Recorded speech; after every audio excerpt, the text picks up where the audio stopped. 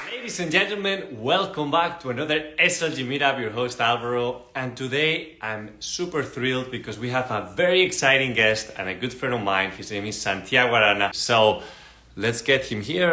There he is, the man, the myth, the legend. ¿Cómo estás, Hey Alvaro, Santiago? how are you? Amazing.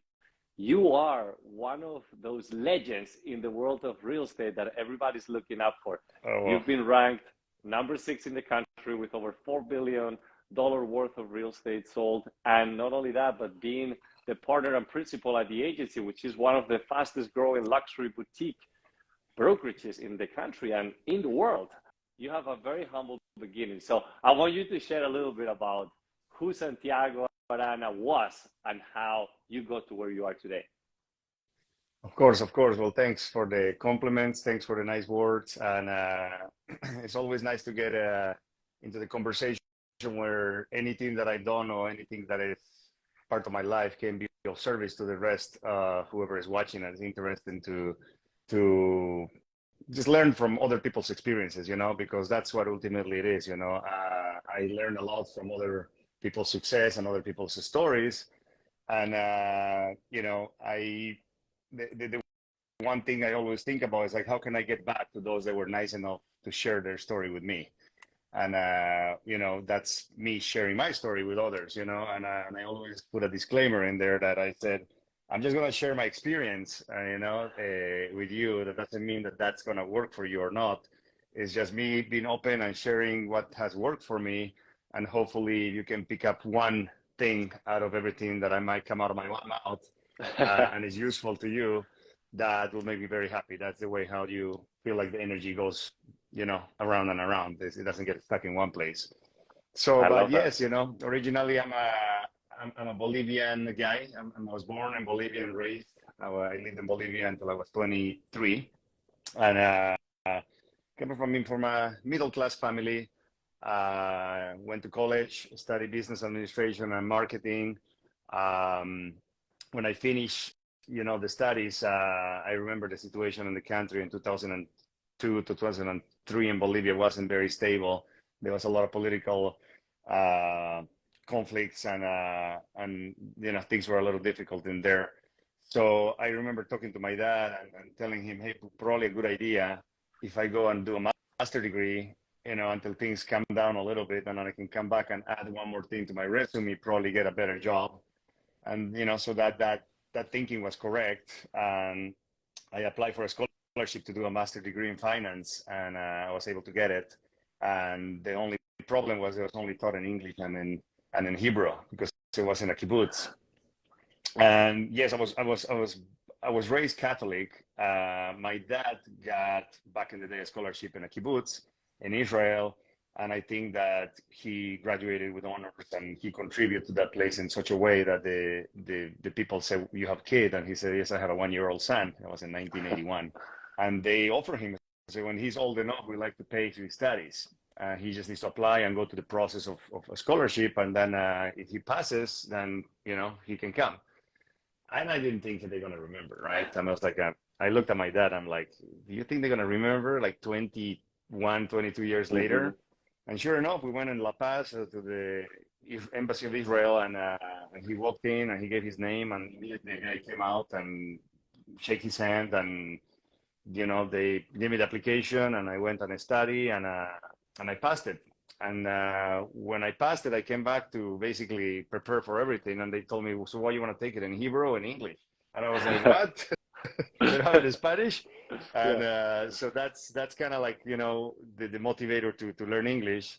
They brought me to the United States. They gave me a year to come back and learn a language, and to go and study a master's degree in finance in a different language. I really needed to know that language. Mm-hmm. And I always, I'm a big Tony Robbins guy, right? So I'm a believer that to learn something, it needs to be done by immersion, right?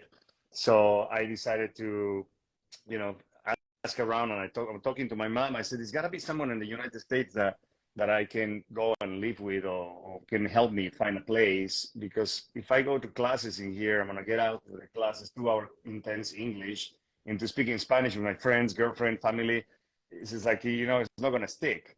So my mom said, I think I have a cousin that lives in the United States. Let me call her. So she called. Long story short, she told my mom he can come and crash in my couch for about 8 months. That's it.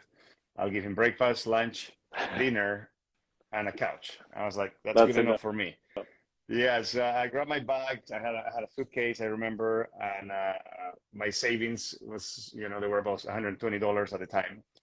And I just, got on a plane and came to the US. And, I was lucky enough to have someone that was willing to give me a couch and food, because at the moment it seemed like, oh, it's something that, everybody should offer. But then you realize in life that for someone to offer you in a country like United States, food, breakfast, lunch, and dinner, and a place to sleep, it's actually a big deal, it can help you a lot. So I came and very quickly ran out of the $120, and I went to my aunt and I said, I want to go out tonight. Do you have, $20 for a couple of beers? And she was like, no. I tell you, I want to give you breakfast, lunch, and dinner. If you want to go and drink, you need to get a job. And it was kind of like a shocking at the moment for me, right? Because in my mind, I'm like, I'm staying in your house. You need to take care of me. But Hmm. she was taking care of me, And then also she was teaching me lessons, right? And the way I put it is she Americanized me very quickly. Like she taught me how to survive in America and how to go about it and everything that needs to happen here. So I say, okay, what I'm gonna work with? I don't speak English. And she's like, let's jump in the car. Let's go and drop some applications. Maybe you can bus tables. I was like, bus tables? What is that? I didn't really know what it was, right? And so she explains to me, bus boy, the guy that cleans the tables. You don't need to really talk, communicate a lot. So I start, going to restaurants, and I end up in a restaurant in Montecito in Santa Barbara, beautiful place. And it was a Spanish tapas, gourmet Mexican hybrid kind of restaurant called Cala. It was a very, very good restaurant.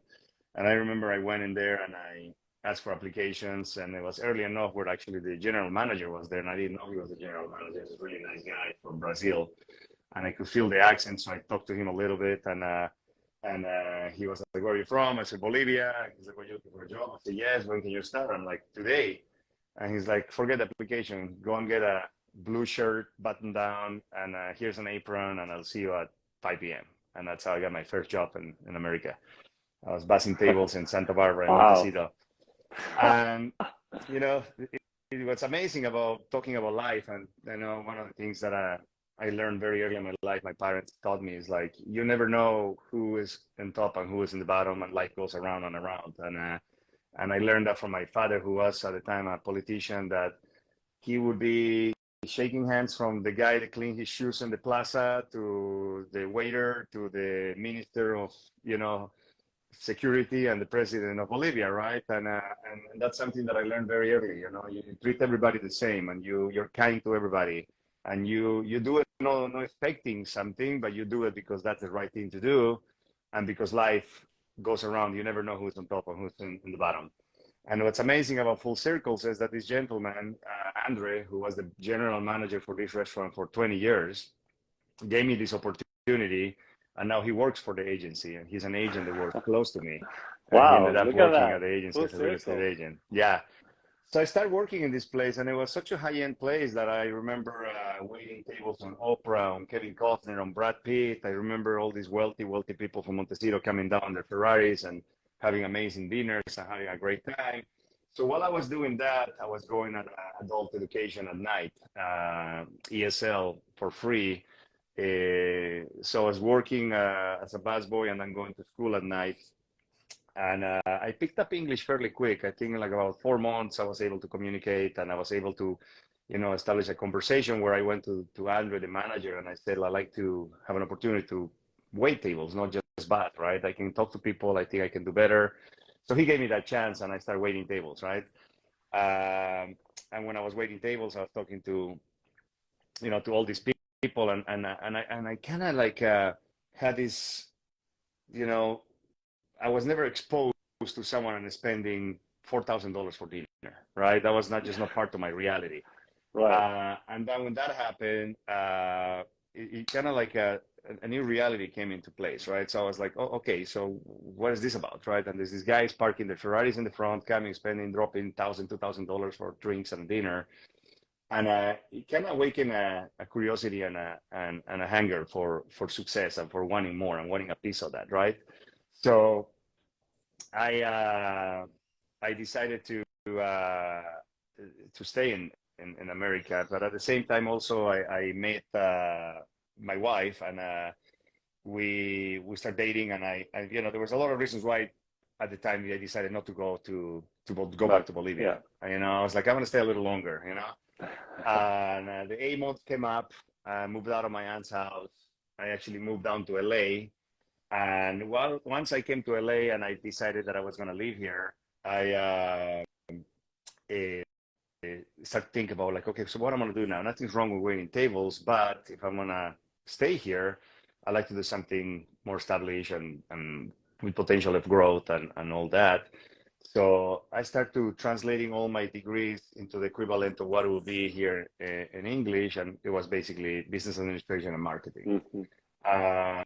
And I started going to different places, insurance companies, sales organizations, and applying for a job. And they were offering me positions that what they were willing to pay was less than I was making in cash in the restaurant waiting tables. Because as I got here to LA also, one of the things that was a pattern from the beginning for me was, if I want to be waiting tables in this restaurant and I'm making $80 for the shift, what other place I can work and do the same thing where I can make 160 a shift, and what I can make $300 a shift. So I was always looking, what's the best restaurant? What's the best restaurant? But you got to understand that in LA, when you want to be a waiter, you're competing with professional waiters, right? You're competing with people that they've been doing that for 20 years.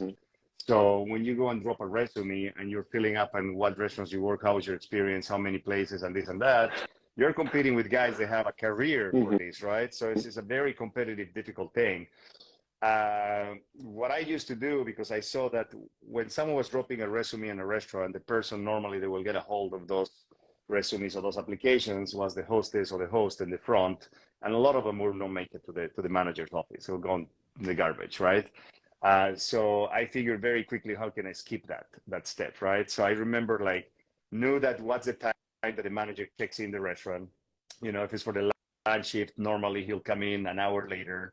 Or if it was for the dinner shift, it'll come around 5 o'clock. So I would just go to the restaurant, skip the hostess and walk straight inside to where the office could be, and just decide to talk directly to the manager. And that's how I started to get better restaurants, right? So I ended up working, the last restaurant I worked was called L'Orangerie. It was a restaurant that was open here in Los Angeles for 30 years. It was a super, super high-end French restaurant. They closed, unfortunately. But that was a place where I had the opportunity to wait at table someone to spend $100,000 for dinner with his family, right? That's ridiculous. It's crazy. So when I saw that, I said, okay, what does someone has to do to have the ability to spend $100,000 for dinner with his family? Not that's something that I want to do, right? But it was just a curiosity to know if someone can do that, they got to be worth a lot of money. So all this curiosity, all this stuff got me to want to learn more about success, about, reading and books and this and that. I stumbled upon what at the time was this phenomenon, The Secret. I don't know if you remember, right? So I remember my mother-in-law giving me the DVD, and in between shifts at the restaurant, going to my house and putting the DVD and watching this movie and crying. As I'm watching the movie, I'm just literally started to cry, and I started to think about why nobody told me this information before? How is it that I don't know about these things? How is it that why they don't teach this in a school, right? Why they don't teach you in a school that your thoughts are powerful and you have the ability to shape your life and create your life, in every aspect.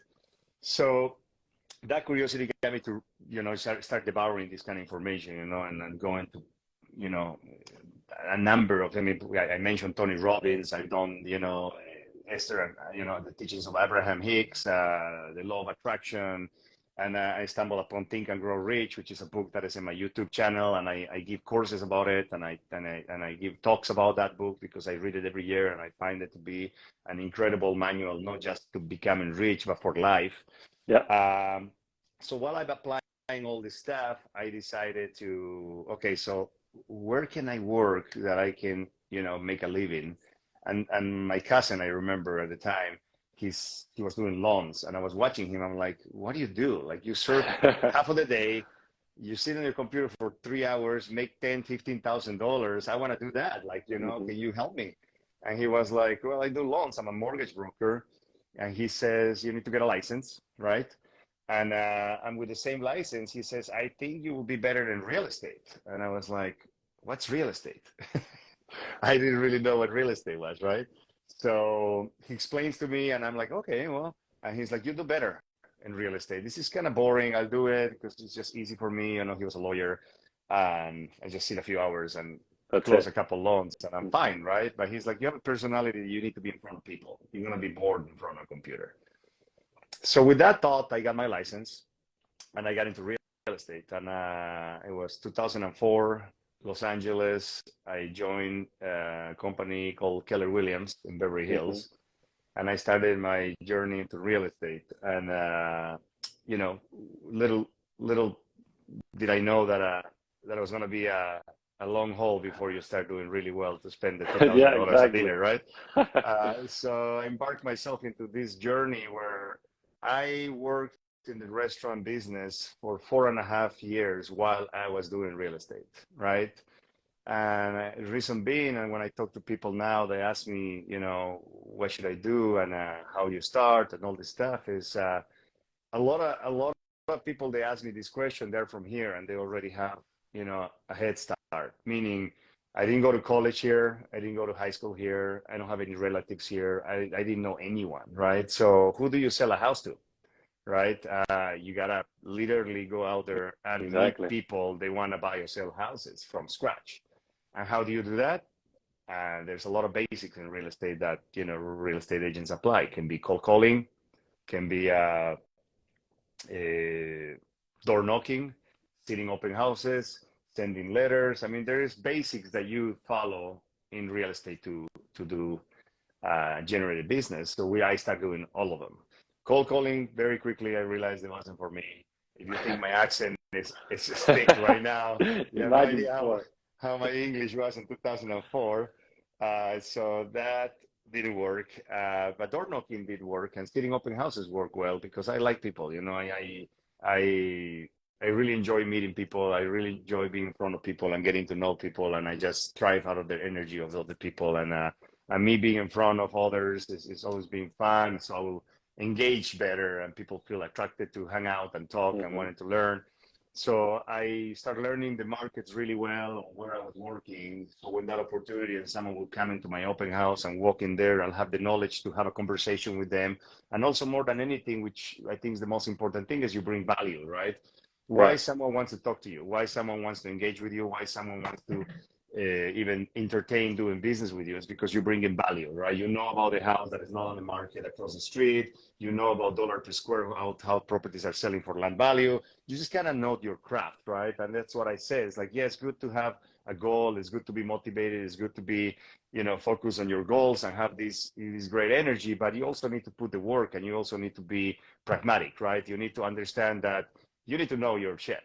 Sorry Yeah. for my English. That is the No, no, truth. no, no. It's So true. because that old saying, the luck is preparation meets opportunity, is this just that, right? Is you need to be in the right place at the right time. And what does that mean? Is when that person walks with an opportunity, you got to take that opportunity. Someone walks in and asks, yes, I like this house, but I was looking for something similar with a bigger pool. You need to be, oh, I know something with a bigger pool, Hmm. and take that opportunity, right? And that's happened hundreds of times. So that's kind of like how I got into real estate, man. And I started What a working, and I story. work hard. I remember in 2007, towards the end, I started to do good enough where I decided to quit the restaurant business and do real estate 100%. And when that happened, in about a year, 2008 came, and everything went down, right? We Yeah. had a big recession, and it was a challenging time because very quickly, the little bit of savings that I had, there was going to be that cushion that helped me to, continue in the Overcome real that. Yeah. estate. It started to dry and dry and dry, and I started to get into this mindset of worriness again, right? Of lack, of like, I don't want to go back to that place. And that's to me no other than a test. You know, when you're put in those situations where you're doubting yourself, with your scare, and you are, you know, letting the fear and everything that comes with fear, all the emotions, they start with fear, right?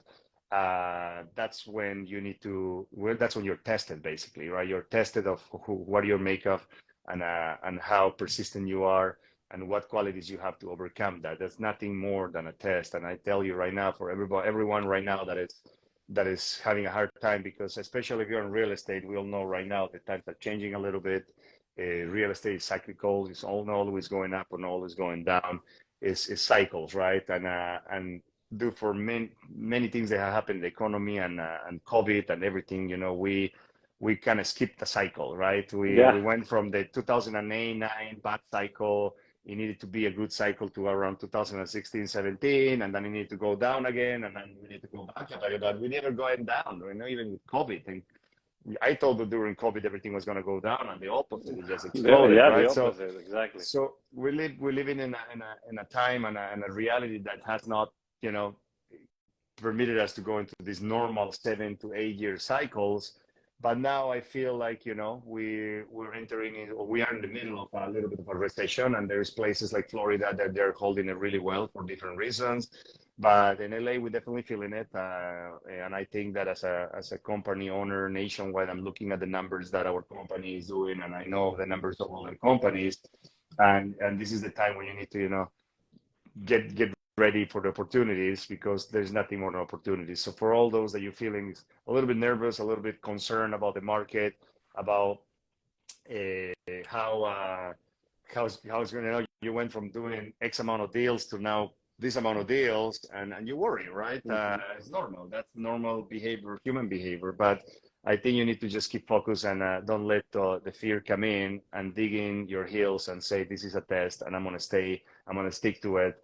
And no matter what happens, I'm just going to keep going forward. And then you can relate to this, you know, with the things that you do, you know, like this incredible race that you just finished, right? It's like when you think that you don't have any more, you actually have a lot more, right? And Yeah. it's in those moments that they get tested, like who really is going to be, and you know, successful at the end of this test, right? And then we as humans are capable of amazing things, you know. We're capable of incredible resilience, and an ability to not only go through the challenges that we're going, but as we go into the challenge, we're going to become something bigger, to become that new version of yourself. And that's what happened to me in 2008, 2009, when things got really, really difficult.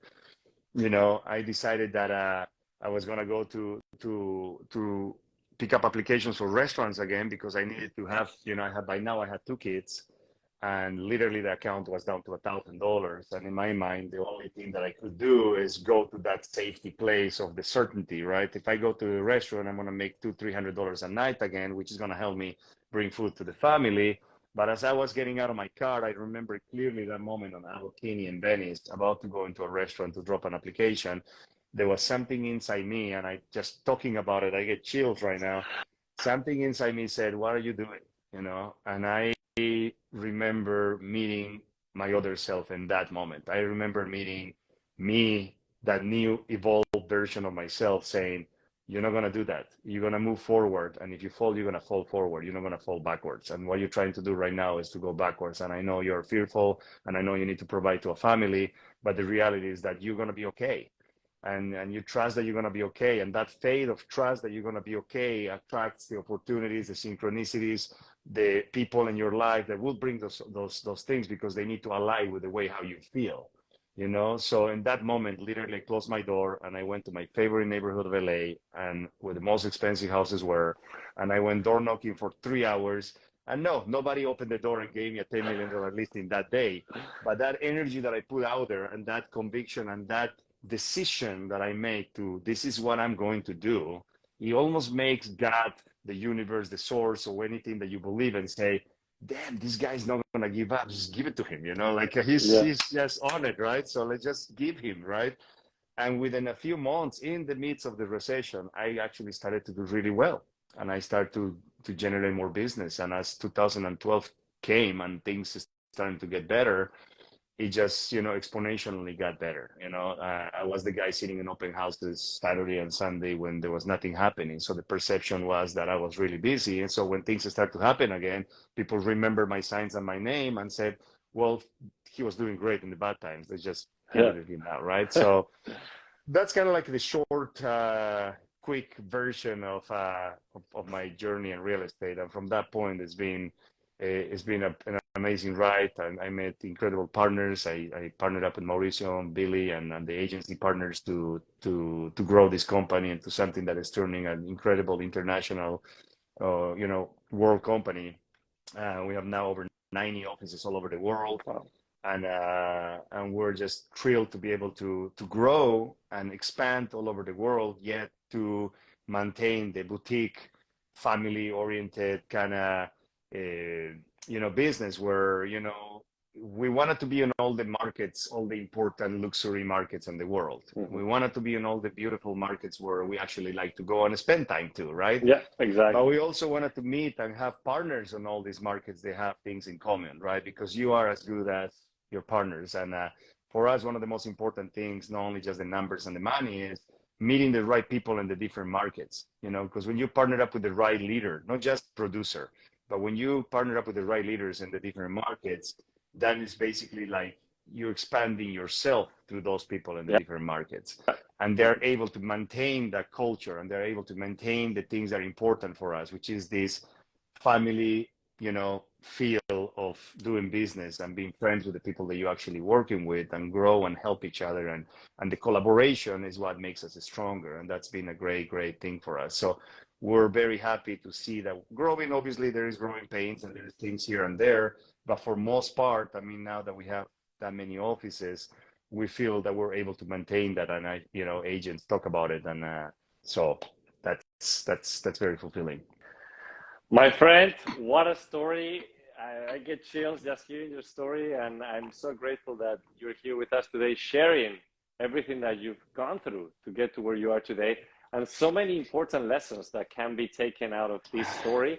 So this is something that people will just watch and rewatch again, take notes.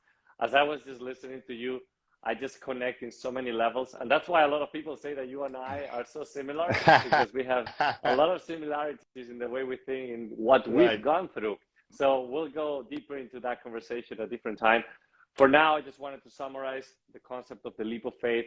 You've had that leap of faith throughout your journey in so many different stages. Curiosity is what leads to expand your mind and therefore your life.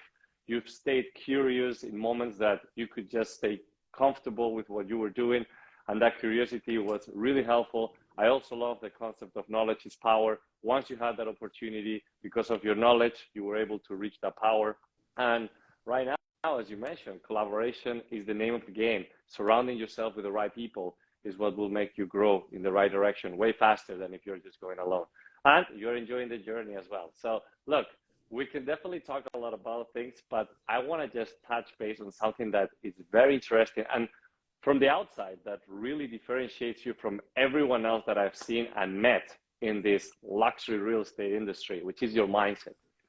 You've really worked a lot on your mind, and you have different routines that you're currently applying that has helped you maintain and continue improving that mindset. What are some of those, I guess, tools that have helped you? Look, through the years, you just need to try different things, right? Everybody's different. So you need to find something that works for you. And I'm always trying new stuff. And what works, I keep it. And what doesn't, I just let it go. And now, it's been since 2004 that I got introduced to this concept and I started doing this. Yeah, I mean, like it's been a while that I've been experimenting with different things, whether it's books. And well, now we have, the advantage to have incredible access to just about anything through our phones, right? You can go on YouTube and just type just about anything that you have, and you'll have an immense amount of knowledge out there from the right sources. Obviously, you need to be very careful on where you're getting your information, but the information is out there, and I think you can learn and according to your personality and what you like. Not everybody is the same, right? Not everybody can wake up and do the things that you and I do with the cold plunges and jumping and doing this and all this stuff. And the reason why we do this is because I believe, besides all the health benefits and everything, is that constant test to your mind of what you're capable of doing or not. And what's amazing is I'm being cold plunging now for many years, jumping in the cold ocean and this and that and doing all the things. And it doesn't really change. I mean, every time, I'm going to go in the cold plunge, and I'll tell you that was happening early this morning when I woke up.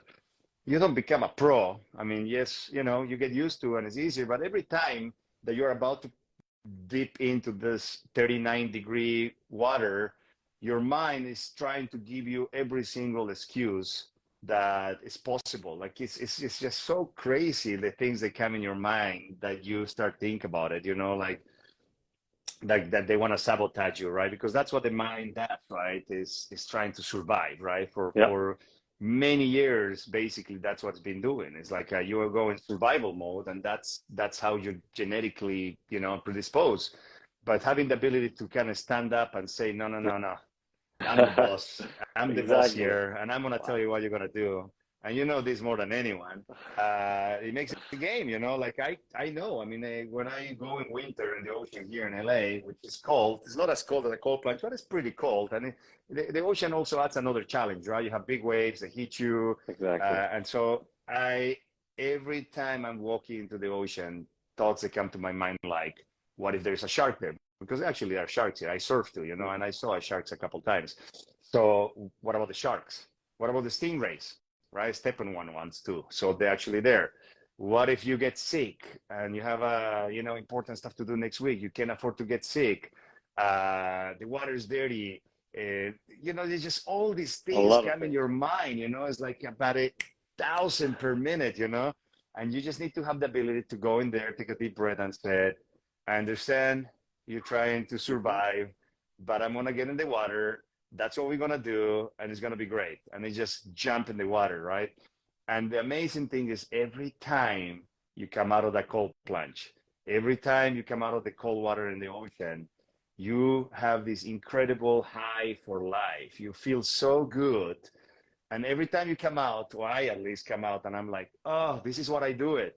This is amazing. How can I doubt every day coming in the ocean, knowing that it's going to feel this way, right? So one of the things that helped me is hold on that moment, hold on the way how you feel, like so good when you get out, and that is going to help you to get in the next day. It's just knowing that it's just that 1 second decision that is going to get me to feel a lot better, and just get it. So true. So true. And I love what you're saying about being out of that comfort zone, because this is what in reality is happening to a lot of people, and what it differentiates you or myself or those that are currently achieving high levels of success is because not something came to us, it's because we're seeking that discomfort. And you just explained it very well, even with a simple example such as going into the cold ocean or doing a cold plunge. It's about seeking whatever you are uncomfortable with and do it regardless, because you start building your callus in your mind, and this is what makes you push forward. So it's beautiful. Right. That's right. Yeah, absolutely. And it can be anything, right? Not everybody needs to jump in a cold plunge. No, exactly. Not everybody needs to do the same thing. But you need to find that thing that challenges you. And like you said, like you can grow, right, if you're comfortable. When you're comfortable, you get bored. And when you're bored, the mind does all the things that shouldn't be doing. It starts looking and thinking and doing things that you should. But when you're occupied and you're challenging yourself, you actually are growing. That you cannot grow if you're not, under pressure. I mean, diamonds get shaped under pressure. We know all these old sayings, right? So it's just that, So basically, routines. I mean, I share this in a lot of podcasts and in my YouTube channel and a lot of the things. So for those that heard it already, sorry to bore you again, but this is basically what I do. I wake up at 4:45 in the morning. As soon as I wake up, I drink a tall glass of water with lemon juice, and then I go into an hour meditation. I meditate for an hour. I get roughly between 40 minutes and an hour 10, normally somewhere in there. As soon as I get out from a meditation, I go into my backyard and I jump into the cold plunge. Do cold plunge for 3-4 minutes, And then I get dressed, get in my car, and go to the gym. And I go to the gym for about an hour and 20, depending what days I have more time or not. And by 7:30, I'm back. I'm ready to go. That routine helps me tremendously. I mean, for me, that's been a life-changing, routine. And what it does is it allows me to have my time for myself, for Santiago. So Santiago cannot show up into a listing presentation. Santiago cannot show up into a big meeting 100% of itself if Santiago doesn't take care of itself, right? So I need to take care of myself. And I figure that at that time of the day, because I have, 3 kids and one on the way and a very busy business, and the phone at 7:30 starts to ring, and you're just gonna get into this freeway of busyness of every day, and you just get taken by it if you're not, controlling. But if you wake up and you have those 2 hours or 30 minutes of your alone time where you can align yourself with your goals, you can align yourself with who you are and what you want, then you enter the day in a whole different place, right? If you open your eyes and you look at your cell phone and you read that undesirable email of whatever has happened, that it gives you those fear, and you start your day like that, it's just going to roll into this snowball of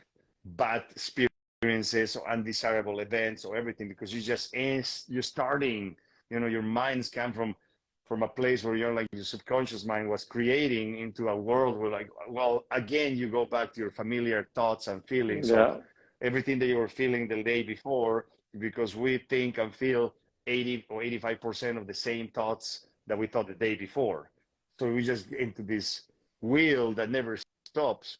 But if you wake up in the morning and you're not thinking of anything, and you go into a quiet place and you set up your goals and you do your routine, ocean, cold plunge, run, bike, hiking, whatever it is that you do, right? That's your time. That's your time to align yourself, and you know who you are and you know where you're going. When you read that email, same email, after you've done your routine, that email will not touch you. It won't affect you. It won't change the way you feel. You'll actually be in a place to handle that email way better, and you'll take care of that. And when you show up to those meetings, I mean, it happens to me all the time. People just wanting to do business because the energy you're producing. You walk into that room and you walk with an energy is very different of the 4 people they walked before you. And that's what people feel and know they feel attracted to, and they want to do business with you, right? And it's not just we talk about it. You prepare yourself, so you know your market, you know your stuff, you know your thing, but then you bring that energy in addition to that. I'm telling you right now, that's a win-win situation. 100%. And I always say that energy is the current currency for personal and professional success. And it's just so important to elevate your energy levels, because I always talk about the 5 different energy levels. But again, that's a different conversation. But I really agree with we can do another talk about that. Listen, there's so many things that you and I relate with that I will definitely talk to you about more things outside of this, because it's so wonderful to hear what you're saying. But definitely I agree with the concept of increasing your energy levels. And not only that, but also creating momentum with whatever you do in the mornings, because the same way that you can build a negative momentum, you can build a positive one. And if you have control over your morning, you have control over your day. So look, I don't want to take too much of your time, because I know you are in the middle of your morning routine process. But one thing I wanted to ask you is, if you had to talk to the early young Santiago from Bolivia, arriving in the States or starting with real estate, what will you tell that guy? It's amazing. I get asked this question a lot, right? A lot of interviews. That's a very important question, which people wanna know. And the more I think about it, and I responded probably different every time, but the more I think about it is, you are who you are right now because of what happened before, right? So I think the concept of going back and trying to give yourself a tip, knowing the future, that might change things on, who you become and who you are, because, that's just part of life. But there is something that I could have told myself. And I think this is really the most important thing. It's not like buy the lotto ticket in 2002 that is going to be the winner. It's not that you should do this. It's not about that, because again, that will change the reality that you are right now, right? But if I had to say something to myself back in the very beginning, is everything's going to be okay. You just stay the course, keep doing what you're doing. You have faith that you can do what you want to do, and you work hard, and it will be there. So remove the anxiety, remove the fear out of the equation, because it's all going to work out and everything is going to be okay, right? So that's the one thing, because I've gone through years where I was very anxious and very stressed, and it's something that is unnecessary, right? Because any amounts of stress or anxiety that you add to your life does not change the situation of the experience. It's what you make out of every situation and experience what makes the difference, right? So if in every situation and experience, instead of choosing to be in really, really fearful mode and anxiety and all these things that really ultimately break down your body and your health, know that everything's going to be okay, everything's going to work out, and that will put you in a much better place where you're coming from a place of faith as opposed to fear, because you can have both at the same time, right? Correct. You can say I have faith that everything's going to be okay, but in the back of your mind be like, what if it's not? It's like trying to mix oil with water. Yeah. It doesn't, they don't hold hands, right? It's like you're either faithful or fearful, right? And that will be the one advice, because for me personally, it took a few years to understand this, right? And because we always go in survival mode, you can continue to kind of fall into this place. But now I fall and I get out a lot faster. So if I could tell myself that that's how it's going to be, maybe I wouldn't be able to move faster a lot longer. Yeah, I love that advice, and it's a great analogy as well. And it's something that definitely applies to anybody. Myself, my first job was in a maintenance department, picking up trash, same way as you, humble beginnings. And I think that's what makes a more beautiful story. So if you put yourself as the hero of your own story and you're writing this beautiful story of yours, take that leap of faith, do something that no matter how ashamed you might feel at the moment, it's just building who you are, and you learn a lot of lessons within that process. Because the same way that you talked about values, those values were raised when you started to do those humble beginnings. You didn't get ahead in life by getting a $10 million listing from the very get-go and a client the next day and life is good. No, those humble beginnings is what shaped you into the diamond that you are today. It was that pressure, it was that humbleness. So I think that everybody can definitely go through that and become successful. Absolutely. And then, just know that whatever it is that you're doing right now, it might not be the thing that you're ultimately going to end up doing, or you want to do, or you feel like that's your calling in life, right? And I remember people ask me, what do you do, right? And I always remember saying, I'm waiting tables, right?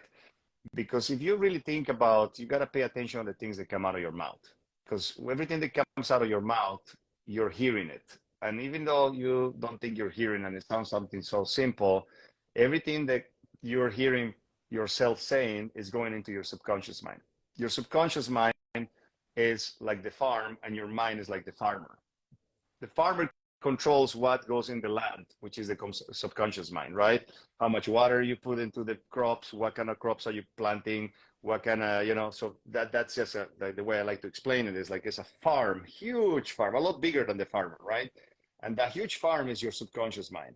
And you are the mind, you're the farmer that controls what I'm going to plant. I'm going to plant good fruits. I'm going to plant weeds. I'm going to want to water the important stuff. I'm going to water the weeds. So all that stuff. Because when you're speaking and saying things, your subconscious mind is picking up on that. And when you go to sleep is when your subconscious mind is going to work on those things, right? So if you say something, change it very quickly, right? Instead of saying, if I make $1 million this year, I will do this. Say, when I make $1 million this day.